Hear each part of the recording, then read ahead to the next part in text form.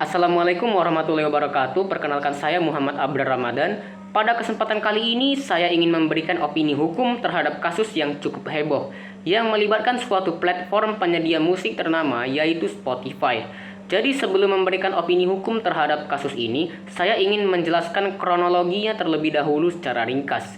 Kasus ini dialami oleh Smith dan rekan-rekannya, yang mana mereka dituding mengakali layanan streaming musik seperti Spotify, YouTube, dan lainnya menggunakan bot dan AI, dengan cara memasukkan lagu-lagu yang dibuat menggunakan AI ke layanan streaming musik seperti Spotify, Amazon Music, Apple Music, dan YouTube, kemudian mengerahkan pasukan bot untuk mendengarkan lagu tersebut. Mereka juga mengakali agar tindakan mereka ini tidak menarik perhatian dengan cara sengaja mengunggah ratusan lagu buatan AI dari rekan-rekannya. Bukan dari lagu yang jumlahnya sedikit, namun didengarkan sampai jutaan kali.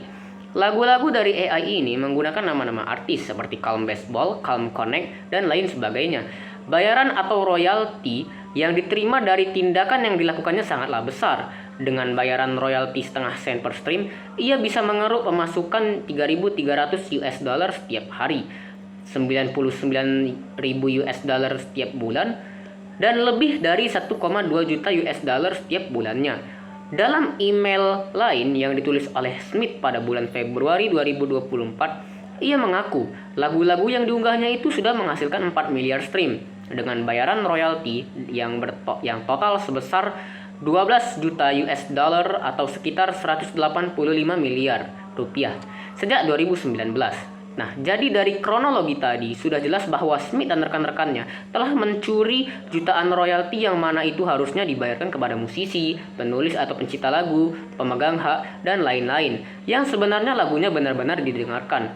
Jadi tindakan Smith dan rekan-rekannya ini telah merugikan semua pihak tadi. Baik, dari kasus ini kita dapat melihat tindakan Smith ini dan rekan-rekannya telah melakukan berbagai tindak pidana, yaitu salah satunya adalah pelanggaran hak cipta. Pelanggaran hak cipta adalah tindakan memperbanyak atau menyebarluaskan ciptaan tanpa izin dari pencipta atau pemegang hak cipta. Pelanggaran hak cipta ini merupakan suatu tindak pidana. Nah, dalam hal ini, para musisi atau penulis lagu dari lagu-lagu yang digunakan Smith dan rekan-rekannya tidak mengetahui bahwa lagu mereka telah digunakan oleh Smith dan rekan-rekannya untuk diperdengarkan kepada bot dan AI tanpa sepengetahuan mereka.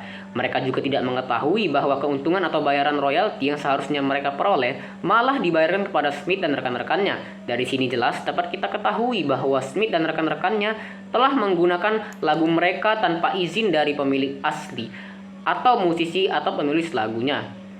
Pelanggaran hak cipta ini merupakan suatu tindak pidana yang dapat dikenakan sanksi penjara dan denda. Tindakan ini juga diatur dalam berbagai undang-undang, seperti dalam pasal 25 Undang-Undang Nomor 11 Tahun 2008 tentang ITE yang mengatur tentang perlindungan hak cipta. Namun tentang hak cipta secara khusus diatur dalam Undang-Undang Nomor 28 Tahun 2014 tentang hak cipta. Jika kita lihat dari tindakan yang dilakukan oleh Smith dan rekan-rekannya, mereka dapat dikenakan pasal 72 dan 113 Undang-Undang Hak Cipta, di mana pada pasal 72 itu mengatur tentang sanksi pidana bagi pelaku yang dengan sengaja dan tanpa hak mengumumkan atau memperbanyak ciptaan. Hukumannya adalah pidana penjara paling lama 4 tahun atau denda paling maksimal 5 miliar rupiah. Kemudian pada pasal 113 mengatur tentang sanksi pidana bagi pelaku yang dengan tanpa hak melakukan pelanggaran hak ekonomi pencipta. Semua perbuatan yang dilakukan oleh Smith dan rekan-rekannya ini telah memenuhi pasal 72 dan pasal 113 Undang-Undang Hak Cipta ini. Selain itu, ada beberapa ciptaan yang memang harus dilindungi yang diatur dalam pasal 40 ayat 1 Undang-Undang Hak Cipta, seperti karya bidang ilmu pengetahuan seni dan sastra, kemudian lagu atau musik, drama, karya seni lainnya, dan lain sebagainya. Selain itu juga perbuatan Smith dan rekan-rekannya ini telah melakukan pencurian terhadap musik atau lagu yang mereka gunakan untuk diperdengarkan kepada bot atau AI.